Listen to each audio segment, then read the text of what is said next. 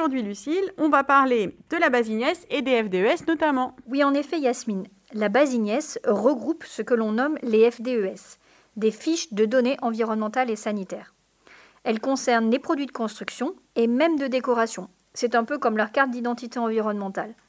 Elles prennent en compte l'ensemble du cycle de vie du produit, de l'extraction des matières premières à sa fin de vie, en passant par son transport, sa pose et son usage. Elles sont multicritères. Sur les 28 critères des FDES, c'est celui du changement climatique qui reflète l'impact carbone du produit ou du système. C'est pour cela que les FDES sont indispensables si l'on veut calculer la performance environnementale d'un bâtiment. Qui décide de réaliser une FDES ? Eh bien, ce sont les industriels qui décident de faire réaliser des FDES pour leurs produits. Quand il s'agit des équipements électriques, électroniques ou de génie climatique, on parle de PEP, profil environnemental du produit. Si un produit ou un équipement n'a ni FDES ni PEP qui provient d'un industriel, alors le BET va utiliser des données environnementales par défaut, des DED, également disponibles sur la base IGNES.